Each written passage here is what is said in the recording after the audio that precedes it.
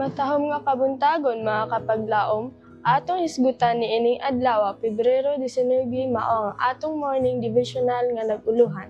Ang iyang dugo ug ang atong teksto makita sa Marcos 14 bersikulo 14 nga nag-ingon, "Umingon kamo sa tagbalay, ang magtutudlo nagaingon, hain ang akong lawak diin adto ako magkigsalo uban sa akong mga tinun-an sa pagkaon sa Pasko." Ato sa usa ka lisod nga panahon, gibisita nako ang akong gipabilhan nga magtutudlo. Ipadala niya ako balik sa kasaysayan sa Israel. Ug among gibasa ang Exodo 14 bersikulo 13 hangtod 14. Ug si Moses miingon sa katawhan, "Ayaw kahadlok, dili kamo maglihok, ug tan-awan ninyo ang kaluwasan ni Jehova nga iyang pagabuhaton karon kaninyo. Si Jehova magkig-away alang kaninyo ug maghilom kamo."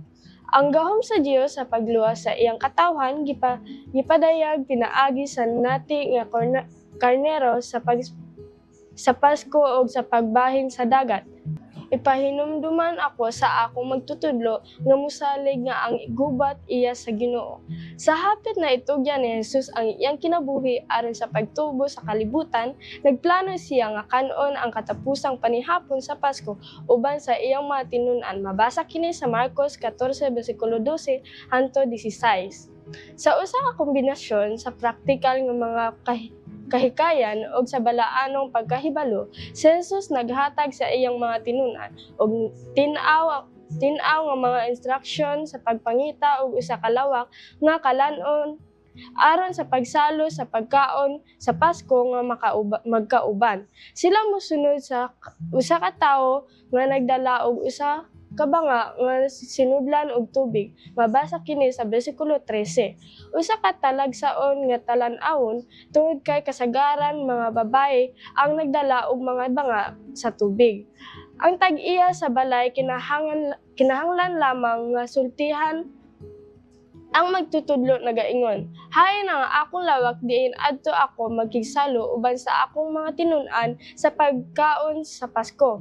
Mabasa kini bersikulo 14. Ang pulo nga Pasko o Passover, gisgutan upat ka beses niini nga mubo nga asoy.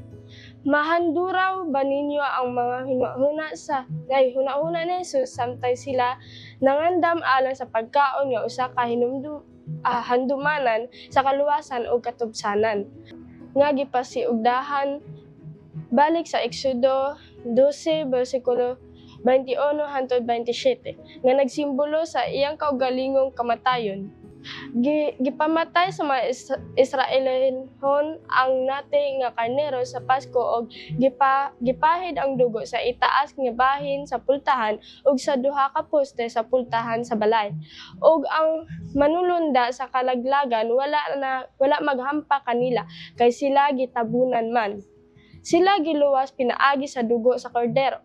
Sa ulahi ilang nahimamat ang mga Ehiptohanon. Samtang natanggong sa dagat ug sa makausapa, sila gipahinumduman nga ang gubat iya sa Ginoo.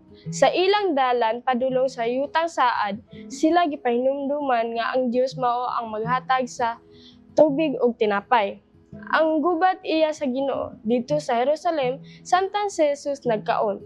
Iyang gipasabot sa iyang mga tinun-an nga kini nagrepresentar sa iyang lawas ug sa iyang dugo. Kagihalad na si Kristo ang atong karnero sa Pasko. Mabasa kini sa unang Korinto 5 bersikulo 7. Iya kitang giluwas. Karon mosalig ba kita kaniya sa pagtagana sa atong kinahanglan samtang kita naglakaw padulong sa yutang saad? Mag-ampo ta mga kapaglaom. Ginoo, salamat sa pag-ula sa dugo ni Jesus nga nagluwas og naglimpyo sa among mga kasalanan. Tudloi ug tabangi kami sa pagsalig lamang diha kanimo bisan lisod nga panahon. Ug magpuyo nga puno sa pagpasalamat ug pagsunod sa imong kabubuton. Amen.